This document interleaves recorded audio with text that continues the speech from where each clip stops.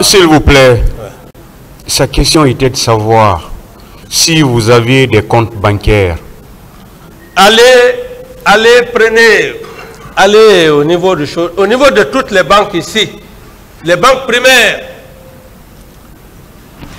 Allez vérifier si le capitaine Dadis a des comptes bancaires là-bas.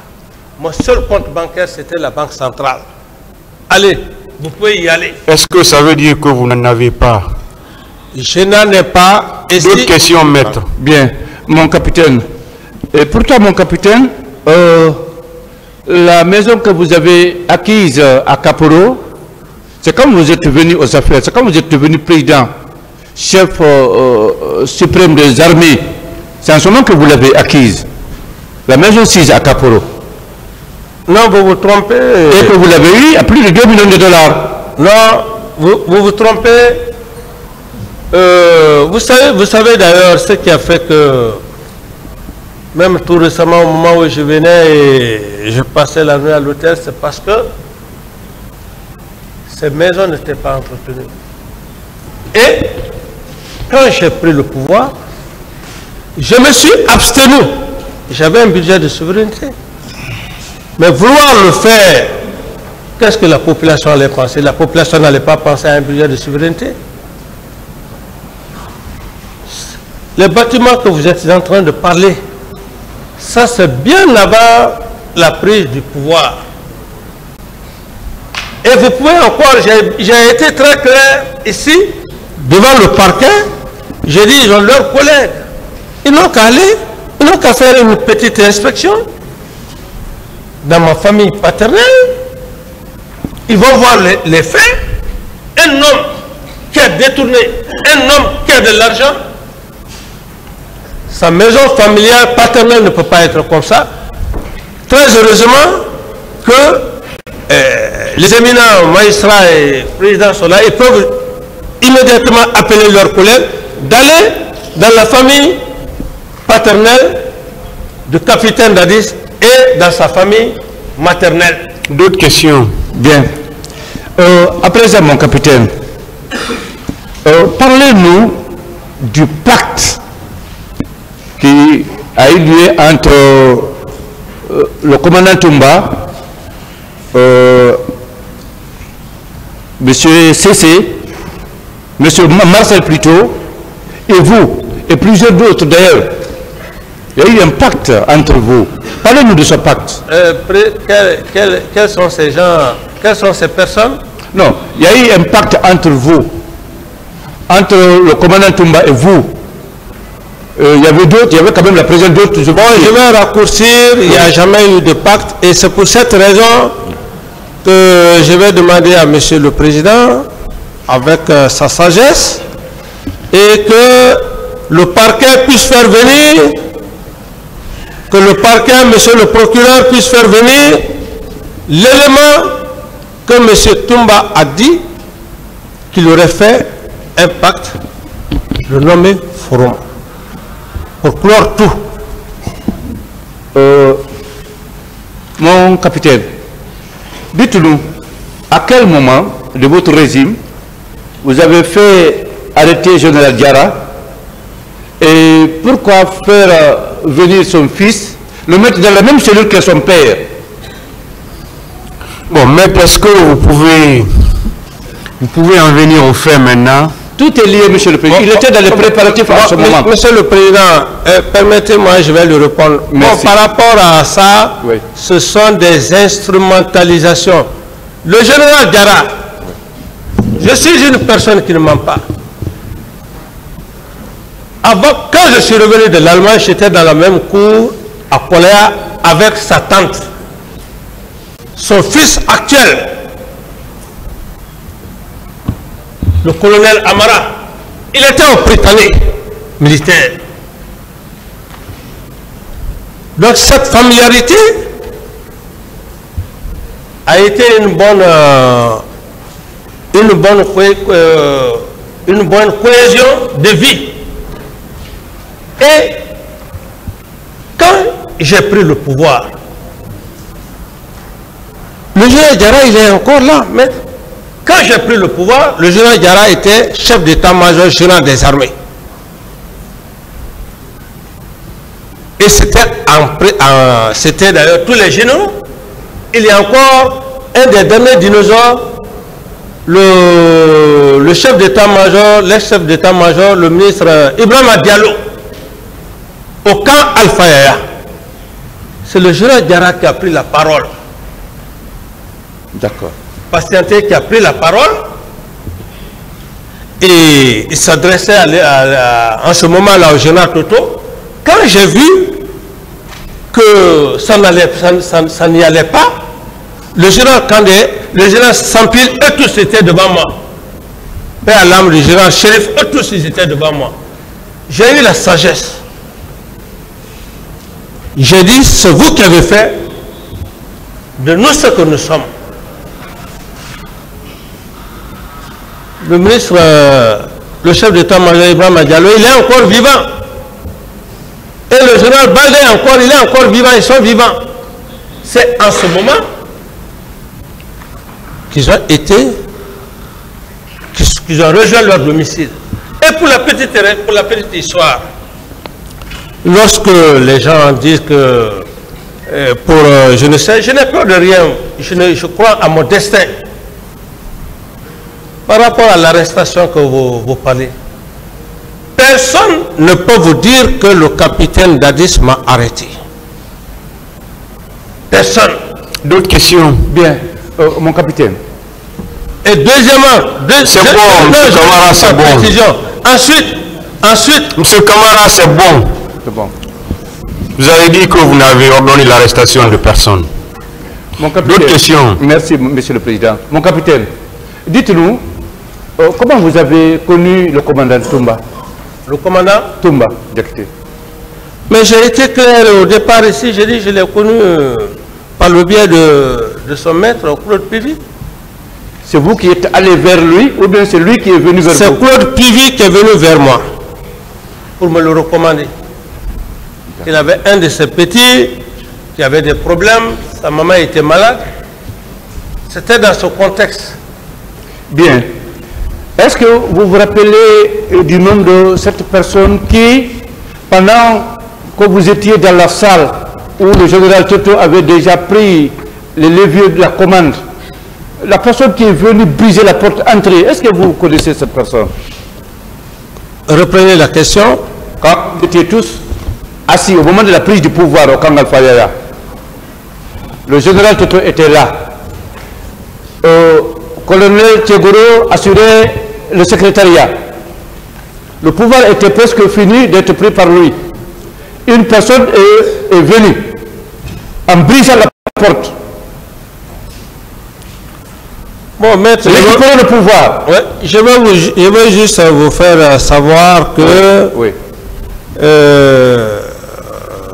Toutes ces allégations étaient faites dans le but de distraire l'esprit de la Cour ou de ne pas revenir sur les faits réels. C'était l'objectif. Ça a été taillé sous forme pyramidale, dont les structures ne tiennent pas. Ça n'a jamais été comme ça. Et pour preuve, je vous prie de bien vouloir demander le général Mathurin. Lorsque M. Toumba Diakité vient dire ces allégations, il a tout à fait raison. Parce qu'il sait ce qu'il a fait le jour du 28 septembre. Donc il a passé tout le temps à se préparer.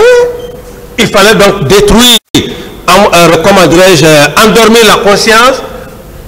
C'est-à-dire faire quitter l'essentiel, le procès sur lequel nous sommes. Le véritable sujet, aller ailleurs pour attirer l'attention des gens. Mais moi, je ne suis pas ça. Voilà, c'était une forme de distraire l'esprit, l'intelligence des Guinéens. C'est tout. Bien, d'accord. Mon capitaine, le commandant de votre salon à l'époque, qui vous a empêché d'allumer la voiture, pourquoi vous l'avez giflé? Pourquoi? Reprenez. Le commandant de votre salon. Ouais. Qui, quand vous avez voulu quitter le camp pour venir au stade, vous avez ouvert la portière de la voiture, vous avez pris place à l'intérieur. Lui, il est venu récupérer la clé de la voiture. Vous lui avez donné une paire de gifles, n'est-ce pas?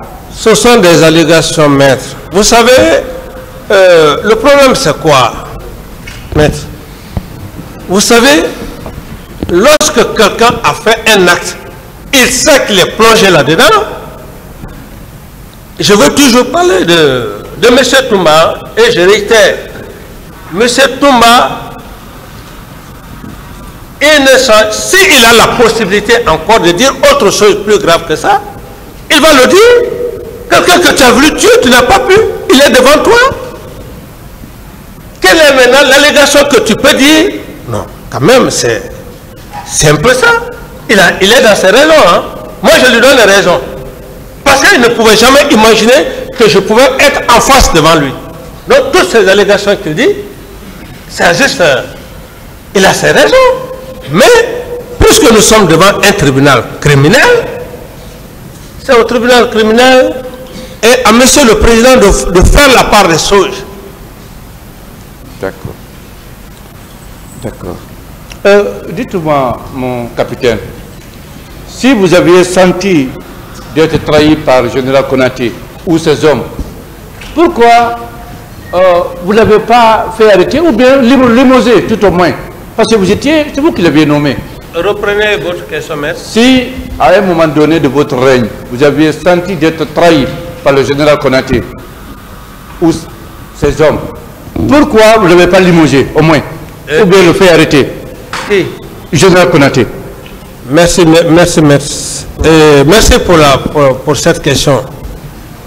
En toute sincérité, et je le dis, entre Dieu et ma prière, sur la tête de mes enfants et de ma progéniture, ce que vous dites, je n'allais pas dire ça. Le général Sekouba est venu me voir dans mon bureau. Sauf si je manque, que Dieu va me punir. Il me dit, monsieur le président, eu égard à la situation, je veux que tu me nommes comme conseiller auprès de toi et tu prends le colonel David comme ministre de la Défense. Quand il m'a dit ça, mon sens c'était quoi? J'ai dit non. Te nommer conseiller auprès de moi, qu'est-ce que tes hommes vont penser? J'ai refusé. Mais j'ai dit que c'est un jeu. Et le jeu, savez-vous, aujourd'hui, j'ai compris que c'était un jeu. Si à l'époque, j'acceptais le nommer conseiller, général Sekouba Konaté, conseiller auprès du président Dadis, et nommer un parent, parce que lui-même, il a dit le nom du colonel, mon parent de le nommer. Donc tout ce qui se passait, qui se passe maintenant, et l'affaire de Kalia et de Cécile, mais ils allaient dire, ils allaient confirmer, oui, effectivement, il avait limogé le général Sekouba Konaté, mais de son parent. Donc, c'est pour vous dire que, maître, quand on est honnête, c'est Dieu qui paye. Hein. Je suis devant vous en train de parler comme ça, devant l'auguste tribunal de maître. Je ne suis pas fort. C'est parce que j'ai peur de Dieu. Sinon, je ne serai plus dans ce monde. Donc, tout ce que je dois dire aujourd'hui, je dois voir le bon Dieu. Dire la vérité, rien que la vérité. C'est ce qui fait d'ailleurs que je n'ai pas peur d'un homme, je n'ai peur que de Dieu. Parce que c'est ce Dieu-là qui fait aujourd'hui que je suis en face d'autres questions. Voilà. Mon capitaine, oui. Dites-nous, comment vous êtes lié à M. Marcel? Et quel poste de responsabilité occupait-il au moment des faits? Pour être sincère, vous savez, pendant la réclamation des salaires des militaires, le camp Al-Faya étant le camp Al-Faya à l'époque, et quand ces jeunes-là se déplaçaient pour venir au camp Samori, C'est ce jour que j'ai aperçu Marcel dans les tirs. J'y avançais et je suis allé leur calmer. Quand je les ai calmés, ils sont repartis au camp Al-Fayha. Plus tard, et les mêmes choses ont commencé, comme d'ailleurs les leaders faisaient, bulletin rouge et ainsi de suite. Alors plus tard, ces jeunes ont commencé à me rendre visite au camp Samori. Et la particularité de nos relations, comme je vous le dis, ça ne dépend pas de moi, ça c'est dans toutes les coutumes. Chez nous, nous les considérons comme des neveux, ils nous considèrent comme des oncles. Ça c'est depuis les aïeux. Voilà un peu la relation qui nous lie. Et quand peut-être les gens apprennent le neveu de Dadi, c'est comme si c'était l'enfant à ma soeur. Non, tous les Thomas, dans les règles de l'art, dans les règles coutumières, sont mes neveux, sont mes nièces, et je suis leur oncle. Donc on n'a pas besoin de chercher de midi à 14. C'est comme ça chez nous, notre coutume. Voilà un peu la singularité. D'accord. Maintenant, il occupait quel poste de responsabilité? Il était avec Toumba. Il était avec Toumba. D'accord. Mon capitaine, si vous n'avez pas voulu qu'il y ait le carnage au stade du 28 septembre, pourquoi refuser que les leaders politiques blessés grièvement sortent du pays pour aller se soigner? Pourquoi? Je reprenais la question, maître. Si vous n'avez pas souhaité, si vous n'avez pas voulu qu'il y ait le massacre au stade du 28 septembre, pourquoi vous avez empêché les blessés de sortir du pays pour aller se soigner, notamment les leaders politiques? Merci pour la question. D'abord, je commence par rectifier la question. Je n'ai pas ordonné ou organisé le massacre du 28 septembre avant de répondre à votre question. Le cas des blessés des leaders que vous faites allusion, je pense que monsieur le procureur a bel et bien fait une lecture hier, et dans cette lecture, j'étais assis, j'attendais attentivement la conclusion. Mais cette conclusion, j'en étais effectivement satisfait. Cette conclusion, j'en étais satisfait. Pourquoi? Parce que monsieur le procureur a dit, après maintes tractations, que les leaders politiques sont venus me voir et j'ai donc donné l'accord, le feu vert à M. Elal Seloudalin qui devrait voyager. Donc, je pense que là, il n'y a pas de débat à ce niveau. J'ai fini avec le procureur hier, le procureur a été très clair, il a fait la lecture et j'ai dit à M. le procureur, nous sommes dans la même logique. Si le procureur disait hier que, à l'époque, le capitaine Dadis avait refusé, ça allait être autre chose. Mais si le procureur lui-même a dit que lorsque les religieux sont venus, j'ai donné mon accord, je pense que je n'ai plus d'autres détails à faire à ce niveau, maître. Mon capitaine, oui. Reconnaissez-vous avoir reçu l'intervention du président Abdoulaye Wade du Sénégal, de l'ambassadeur de France en Guinée à l'époque, du représentant des Nations Unies et pour la sortie, pour que vous acceptiez que M. Seloudalin sorte, vous le reconnaissez? Ici, maître, je ne veux pas rentrer, c'est des grandes personnalités. Je ne vais pas donner des affirmations gratuites ici. Et maître Abdoulaye Wade, c'est un père à moi, je le respecte. il ne faudrait pas que les gens fassent des allégations sur cette grande personnalité. Non. Non. Pour dire qu'il a fallu le président Ouad pour que je puisse faire ceci, cela, il faut que les gens cessent.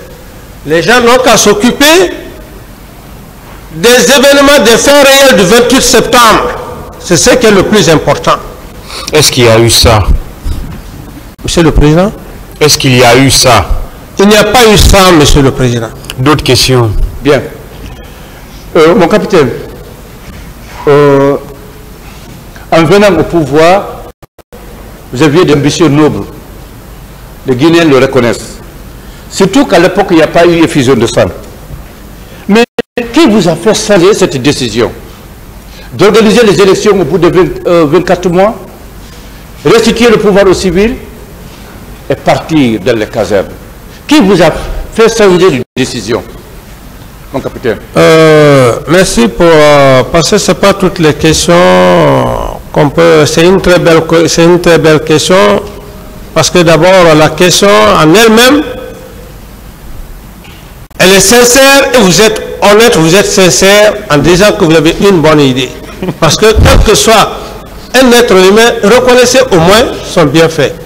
Par rapport à votre probité morale, votre honnêteté, je vous réponds. Merci, mon ce sont des hommes comme ça qu'on a besoin pour construire la Guinée.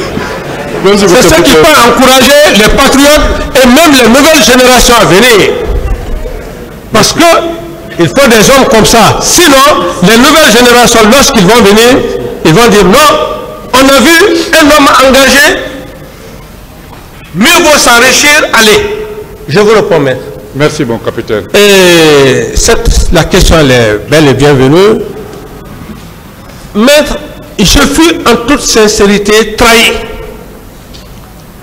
par l'homme à qui je l'ai fait confiance, le général Sekouba Konaté. Pour preuve, maître, je le dis, où je suis là, vous savez, j'avais dit même à monsieur le président, j'ai dit, moi je ne cherche pas à faire plus de 30, 40 ans. Non, non, non, je n'en ai pas besoin. Je dis la vérité et je n'ai pas peur de la mort, je n'ai pas peur de quoi que ce soit. Donc, votre question est essentielle pour que monsieur le président du tribunal sache. Je fus trahi par mon homme de confiance, Sekouba Konaté. Comment? Sekouba Konaté, c'était l'homme à qui je partageais le pouvoir avec lui. Je ne faisais rien sans lui. Même les organisations de Koronti ou bien de Boulibine qu'on parlait, mais c'est Sekouba et ses amis qui organisaient ça. Pourquoi? Il fallait donner une mauvaise idée aux leaders politiques.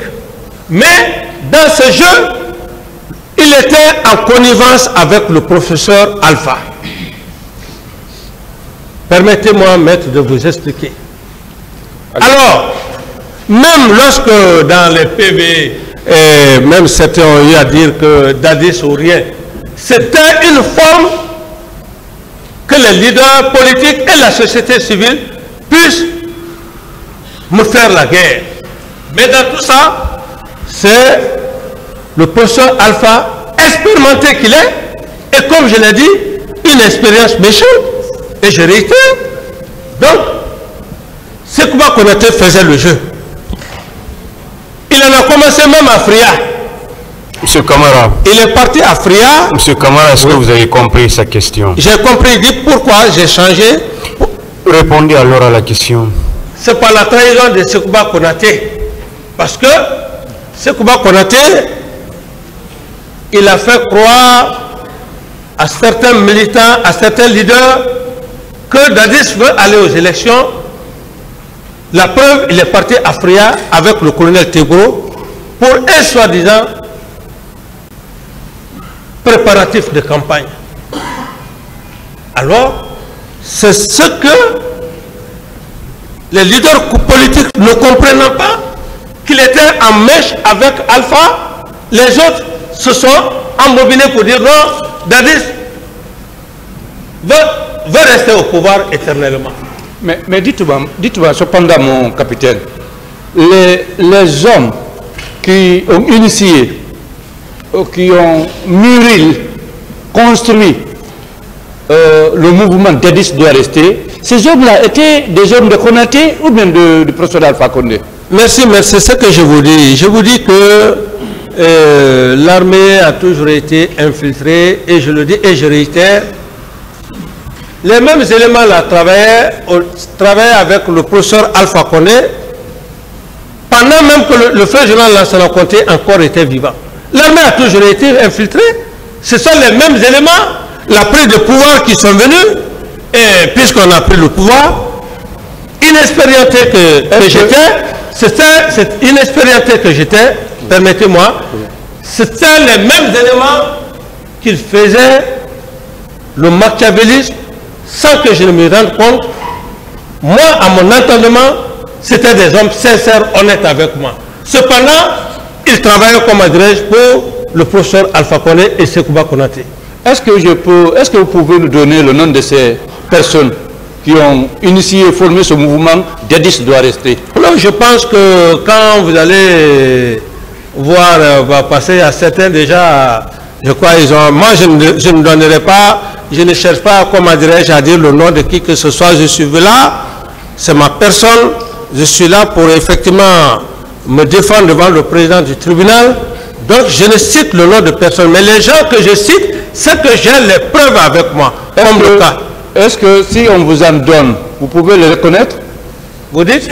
Si on vous en donne, vous pouvez les reconnaître si on vous donne le nom de ces personnes qui ont formé le mouvement Dadis doit rester? Moi, peut-être que je peux les reconnaître physiquement. Physiquement, vous pouvez à travers leur nom? Bon, ça dépend. Donc allons-y, on va aller. Monsieur Tibou Kamara. Non, monsieur Tibou Kamara, en toute sincérité, je ne dis pas sa relation avec Sekouba, mais Dadis doit rester, Dadis ou rien. Ok. Ça, je ne peux pas mentir sur lui. On continue. Monsieur Moussa Keita. Eh bien, ça c'est... Et qu'est-ce qu'il a dit dans... Non, Azérekoré. Voilà, moi c'est ça. Parce que le terme, voilà, c'est ce terme-là qui a fait que toute la population guinéenne s'est soulevée contre moi, les forces vives. Une forme de propagandiste. Dadis ou la mort. Voilà. Il était à Azérekoré pour le dire. Alors donc, c'est pour dire que vraiment j'étais dans une situation, c'est le seul Dieu qui m'a sauvé. Hein. Mais, hein? On fait semblant de vous aimer, mais au fond, c'est pas ça. Hein? Et donc, ces propos ont directement agi sur ma personne. Voilà. Ça a créé, comme on dirait, beaucoup de situations. Donc, on retient M. Moussa Keita. Ensuite, bon, Tibou, vous avez dit oui ou non, vous êtes dans l'incertitude. Bien. Parce que là, je n'ai pas la certitude par rapport à... Il y a des termes, quand on dit des termes, ce sont des termes qui sont graves. Ok. Monsieur Papakoli. Bon, monsieur Papakoli, bon, c'est un frère. À quelque part, bon, ça c'est purement familial. D'accord. C'est purement familial. Monsieur... Mais son attitude, lorsqu'il a voyagé avec Sekouba, je n'étais pas content. Voilà. En toute sincérité, je n'étais pas content. Et je n'ai jamais échangé avec lui jusqu'à date d'aujourd'hui. Mais je n'étais pas content parce que Sekouba l'a pris pour l'utiliser. D'accord. On continue. Monsieur Lai Junior Condé. Lai Junior Condé, à moins que si vraiment je le vois, mais son nom ne me dit pas grand-chose. Ok. Monsieur Kabinet Komara. Monsieur Kabinet Komara, c'est l'ex-premier ministre. Oui, naturellement. C'est un homme intègre, incroyant, impieux. J'ai même peur de lui, impieux, incroyant. Non, on parle de ce mouvement, Dadis doit rester. ceux qui ont conçu ce mouvement. Non, monsieur Komara, je n'y pense pas. Ok. Parce que monsieur Komara, il faut se dire la vérité, c'était un technocrate et avec une grande sagesse, il n'était pas dans cette situation-là. Même s'il a été humilié par vous. C'est pour ça que je dis, maître, Oui. c'est un grand homme. Et jusqu'à maintenant, on entretient des relations. Très bien. On continue. On continue. Je n'ai pas humilié, mais ma réaction, quand vous êtes avec un grand frère, hein, et il a toujours accepté. C'est ça la sagesse aussi. D'accord. Et c'est mon frère, il reste mon frère. Merci. On continue, mon capitaine. Monsieur Siba Loalamou. Oui, d'ailleurs, je peux même dire que c'est mon instructeur, Siba Loalamou. C'est mon instructeur. Quand je devais aller à Saint-Cyr, c'est avec lui que je révisais. Voilà. C'est mon ancien en même temps. Oui, mais il faisait partie de ceux qui ont conçu ce mouvement de rester. Bon, et peut-être si il le faisait, je ne l'ai pas vu flagramment. Parce qu'il y en a tant d'autres en ont fait, mais qui n'ont même pas leur liste ici. D'accord. Mon capitaine, à l'instant, on va parler de cette fille adoptive du feu général Lansana Conté, Aïcha, que vous avez connue ou dont vous avez entendu parler, Aïcha. Oui. Qui a été violée par les hommes que vous avez envoyés. Par des hommes que vous avez envoyés. Non, si, maître, précisez les noms pour que je puisse vous aider aussi la cour, c'est important. D'accord. Parlez-moi de Aïcha alors, cette fille adoptive du feu général Lansana Conté. Bon, pour être sincère avec vous, merci mon capitaine. Comme vous ne voulez pas, vous êtes en train de cacher quelque chose, mais moi je ne cache pas. Merci. Pour la petite histoire, cette femme, je fus informé qu'elle a été violée par les hommes de Aboubakar Sidiki Diakité Ditumba. Moi-même, je me suis déplacé, je suis allé voir cette femme, la demander pardon. Vous me suivez, maître? Très bien. Je suis allé demander pardon à cette femme dans sa cour. Pendant ce temps, je crois que le colonel Teboura avait déjà pris les dispositions pour envoyer Toumba, je ne sais pas, au PM3. Et le lendemain, alors comme j'ai demandé pardon à cette pauvre femme, et voilà, c'est la petite histoire. D'accord. Vous avez... Réellement, elle a été violée, c'est vrai. Voilà. Bien, mon capitaine, non, vous êtes vraiment honnête là. Non, il faut être sincère. Il faut qu'on soit honnête. Parce que moi, je l'ai vécu, je suis allé, je l'ai demandé pardon. D'autres questions, c'est bon, monsieur Kamara, d'autres questions. Bien, mon capitaine, vous avez connu également monsieur Lansana Kondeya Kamara, un frère du feu général, monsieur Lansana Kondeya Kamara. Non, il y a beaucoup de ses parents venaient au camp, mais une connaissance comme ça, stigmatisée, non. Et finalement, il semble qu'il a fallu que vous interveniez pour lui, parce qu'il était ligoté, il avait même perdu l'usage de ses membres par M. Marcel. Il a fallu que vous interveniez pour que les cordes lui soient levées. Bon, maître, vous savez, quand on est devant le tribunal, on a affaire à des hommes, mais on a affaire aussi avec Dieu. Oui. Parce que tout ce, il y a le péché.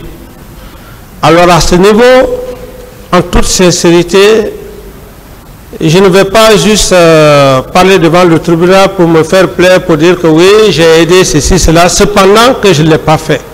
Entre Dieu et moi, surtout ce qui m'est cher, vraiment, je n'ai pas assisté à cette scène, en toute sincérité, en âme et conscience. Mon capitaine, oui. Quand vous avez pris le pouvoir, et après les événements du 28 septembre, vous avez organisé un dîner au restaurant Le Rocher, que vous aimiez tant d'ailleurs, Le Rocher. Et en répondant aux questions des journalistes, vous aviez dit qu'aucun leader ne peut gérer cette armée-là. Et plus loin, sur la route, en rentrant à la maison, dans votre voiture, vous avez dit, ces leaders-là ont échoué de faux leaders. Vous le confirmez? Oui. Très bien. Et Monsieur Chérif, votre conseiller personnel, vous vous souvenez de lui? Bien sûr. Très bien. Il avait minimisé la mémoire, saboté la mémoire des victimes, en disant que je ne sais pas pourquoi les Nations Unies, 10 morts, 20 morts, 200 morts peuvent avoir lieu au Sénégal, en Côte d'Ivoire, ici en Guinée, même si c'est 3 personnes qui tombent. La communauté internationale fait sortir ses griffes contre la Guinée. Voilà. Il avait minimisé, saboté la mémoire des victimes. Et vous n'aviez pas réagi. Et pourtant, vous étiez encore aux commandes. Vous ne l'avez pas limogé. Vous ne l'avez pas sanctionné, même administrativement. Quelle est la question? C'est pourquoi vous l'avez fait faire, vous l'avez laissé faire, sachant que cela allait tenir encore votre image.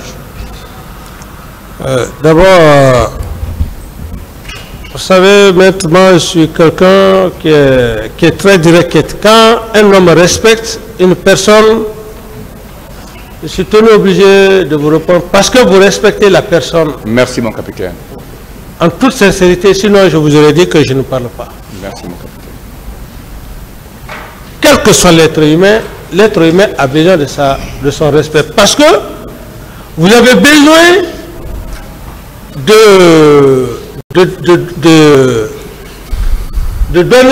de manifester la vérité devant Ce tribunal. Devant le tribunal. Oui.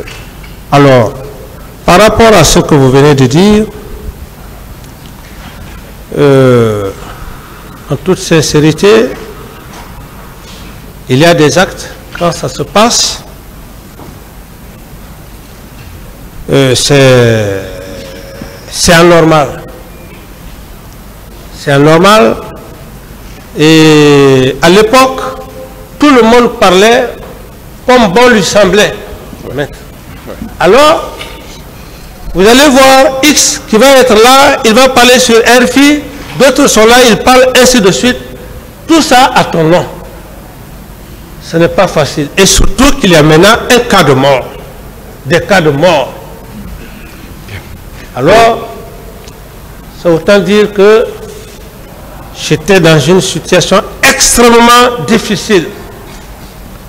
Qui fait que je ne pouvais pas maîtriser tous ces gens à tendance à faire de la propagande, tout ça et consort, je m'excuse de l'expression, mais ça ne faisait que, comment dirais-je, envenimer la situation et me créer d'ennui. Bien, mon capitaine, Oui. Le soir des douloureux événements du 28 septembre, sur les instructions de M. Marcel. De M. Marcel. Voilà. Il a fait venir une scène musicale au camp Carrefour, après Bomboli, à l'approche de la porte du camp Alpha Yaya, quand vous prenez la route du Prince. Il a fait venir une scène musicale. Toute la nuit, toutes les boutiques étaient à côté fermées, vidées de leur contenu. On ne faisait que danser, chanter et boire. Toute la nuit du 28 et les jours suivants. Passage bloqué. Vous étiez au courant de ça? Maître, je n'étais au courant de rien. Vous savez aussi, c'est comme, je prends juste un exemple. On est tous des pères de famille. Parce que l'armée, la façon dont elle est constituée, c'est comme une famille. Un père de famille peut être là avec ses enfants, et ceux qui ont l'âge de sortir. Le père de famille ne peut pas être avec avec l'aîné. S'il dit qu'il sort avec ses frères ou bien avec ses soeurs, qu'est-ce qu'il va faire? C'est un peu comme ça. Alors, donc, à ce niveau, vraiment, je ne pouvais pas suivre tous ces mouvements. Tout à fait. Je reviens sur une question que je vous ai déjà posée, mais que vous avez oublié certainement de répondre, mon capitaine. En partant à la baie, vous avez laissé le pouvoir dans les mains de qui à Conakry ici? Merci, mais pour la simple raison que... Question. Vraiment, je vous respecte parce que vous êtes aussi un homme. Moi, j'ai besoin des hommes comme ça pour échanger. Merci beaucoup. Même si c'est pour toute la journée. C'est ce que j'avais dit à monsieur le procureur. J'avais dit à monsieur le procureur, et je peux faire 2 jours avec lui, parce qu'il est posé, et quand il prend la parole, même si tu ne veux pas parler, tu vas parler. Merci beaucoup. Donc, je ne voulais pas parler de ça, mais comme je viens de le dire, maître, ici, quand un chef d'État voyage, il ne dit pas nommément tel, tu as la situation. Oui. Non, ça ne se fait pas comme ça. Le chef d'état-major général des armées, qui avait déjà donné des instructions, des consignes, alors, le chef d'état-major, lorsque vous êtes avec le ministre de la Défense, c'est le chef d'état-major général des armées qui a le contrôle. D'accord. Qui contrôle tous les chefs d'état-major particuliers, terre, mer, air, gendarmerie, etc. etc. Donc, je n'ai pas choisi un chef pour dire que bon, je dois me déplacer et tu dois assumer telle fonction. D'accord. D'accord. La question, c'est juste pour vous comprendre que, à votre absence, quand vous étiez à la baie, M. Marcel faisait tout ce qui lui semblait bon. Et personne ne l'osait. Bon, et maître, vous savez aussi, c'est ce que je viens de vous dire.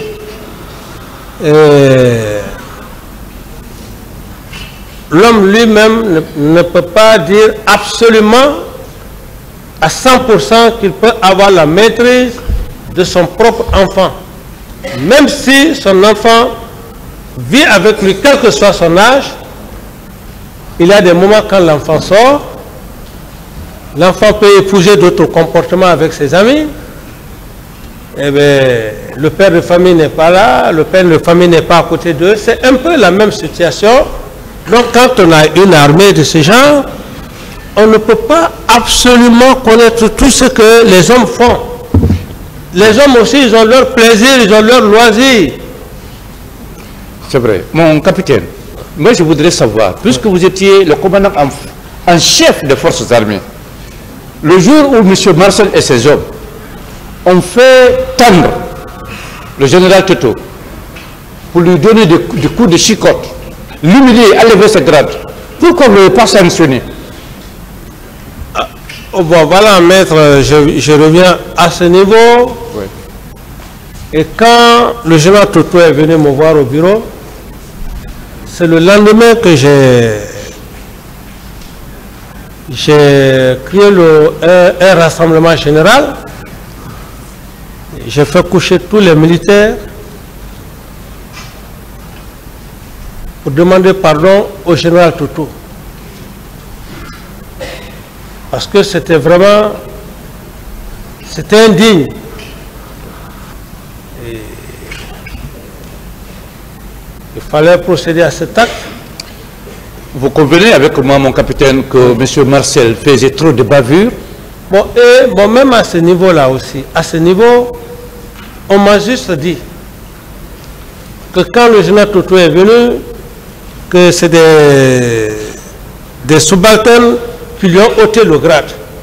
Et parce que lui-même, quand il est venu me voir, il n'a pas dit le nom, il n'a pas dit exactement le nom. Il m'a dit, voilà, hein, ce que nos enfants sont en train de me faire, j'ai commencé à demander pardon au général Toto. J'étais beaucoup vraiment choqué, touché. Et donc le lendemain, le matin, immédiatement, j'ai demandé de créer un rassemblement général, lequel rassemblement, j'ai dit à tous les militaires de se coucher à Bamat et demander pardon au général Toto. Bien.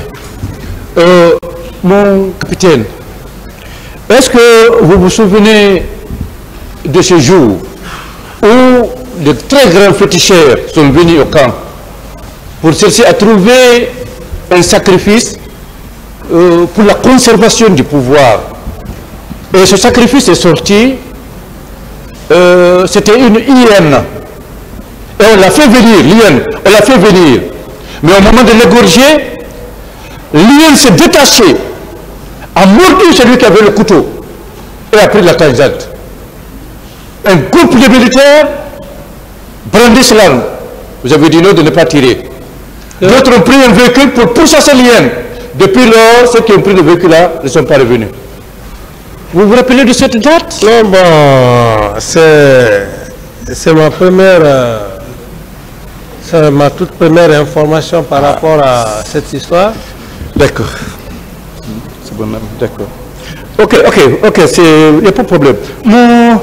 Mon capitaine, est-ce que vous vous rappelez du jour où la dernière fois vous avez rencontré le général Lansana Conté avant son décès? Oui. Très bien. Ce jour-là, vous avez mangé ensemble avec ses enfants? Bon, maître, vous savez, il y a des choses, je vais mourir avec. Oui. Je mourrai avec. Il y a des choses que je vais mourir avec. D'accord. D'accord. Et même le langage que le feu général Lansana Conté m'a dit, je mourrai avec ça. D'accord. Ok. Mon capitaine, monsieur le directeur du stade, Ibrahima Sori Keita, a confirmé qu'effectivement il y a eu le carnage, il y a eu les traces du carnage au stade 28 septembre. Mais pour prouver quand même à la communauté nationale ou internationale, si vous le vouliez, que vous n'en étiez pas le commanditaire, le concepteur, l'ordonnateur, puisqu'il s'est passé beaucoup de jours, et beaucoup de mois d'ailleurs, de la date des événements jusqu'au déclin de votre régime, vous n'avez pas pu poser des actes pour prouver que vous étiez désaccord, vous étiez contre les événements, contre le massacre. Vous n'avez arrêté personne, mon commandant, vous étiez encore le président. Vous n'avez limogé personne. Capitaine. Oui, mon capitaine. Vous n'avez limogé personne, mon capitaine.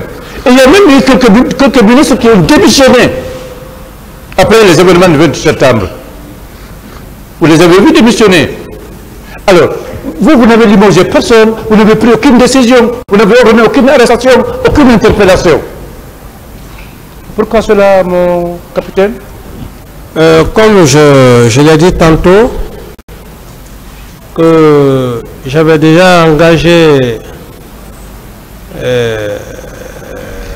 un appel à la communauté internationale et donc je n'avais ni la prétention d'arrêter qui que ce soit ou de limoger qui que ce soit.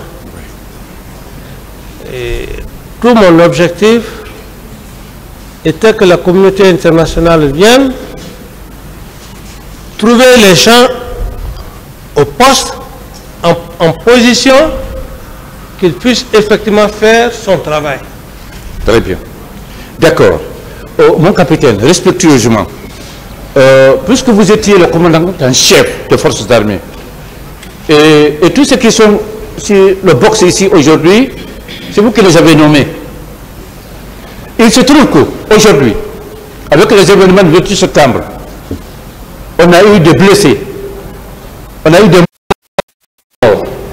Il y a eu même des corps qui ont été jetés à mer. Les corps sont revenus avec le mouvement de l'eau. Les corps ont été ramassés de nouveau, mis dans un bateau, jetés à haute mer. Il y a eu des fosses communes. Les camions qui contenaient les corps à Kamayan, à la résidence du général Lansana Conté, au camp Samori, on ne sait pas où se trouvent ces corps. Est-ce qu'aujourd'hui, mon capitaine, vous pouvez dire à un de vos responsables de nous montrer où se trouvent ces fosses communes, où se trouvent ces corps? Aujourd'hui, est-ce que vous pouvez leur dire de nous montrer, nous? Parce qu'aujourd'hui, le peuple devait savoir. Puisque vous étiez le commandant en chef, Est-ce que vous pouvez dire aujourd'hui où se trouvent ces corps? Voilà. C'est ce qu'il veut savoir. Très honnêtement, c'est aussi les mêmes informations que j'ai reçues depuis bonne lurette, qu'il y a eu des fosses communes, mais je ne sais où exactement se trouvent ces fosses communes, Monsieur le Président. Vous ne savez pas où se trouvent exactement? Deux questions. Bien. Mon capitaine, vous aviez un gouverneur de la ville de Conakry à l'époque. Vous aviez un directeur national de la police. N'est-ce pas? Oui. Et tout ceci, vous rendez compte régulièrement de ce qui s'est passé en ville, non? Vous dites? Tout ceci, vous rendez régulièrement compte de ce qui s'est passé à Conakry, n'est-ce pas? Le gouverneur est... Et vous rendez compte régulièrement de ce qui s'est passé. Vous posez la question? Voilà. C'est pour savoir si nous ne sommes pas allés vous informer de l'existence d'une 50aine de corps dans un camion au camp Samori. Maître, oui. En toute sincérité, personne n'est venu au camp Alpha à l'époque me parler d'un problème de corps si ce n'est pas le compte rendu du ministre de la Santé que j'ai eu à main. Très bien. Ok. Au moment où ce ministre de la Santé vous rendait compte, est-ce qu'il n'y avait pas à côté de lui le ministre de la Justice? Bon, ça fait un peu longtemps, mais je sais quand même que à l'époque, et je me rappelle un peu, quand je parlais, il y avait certains ministres, des gens qui étaient quand même assis, mais je ne sais exactement lesquelles personnes. Je ne peux plus dire exactement c'était tel ministre, tel ministre. D'accord. D'accord. Donc, par rapport à l'inhumation, à l'ensevelissement de ces corps, vous n'en saviez rien, absolument rien. On ne vous a pas fait un compte rendu? Absolument rien, maître. D'accord. Je vous remercie, Monsieur le Président. J'ai fini avec Monsieur Moussa Dadis Camara, mon capitaine Moussa Dadis Camara. Merci. Merci, maître.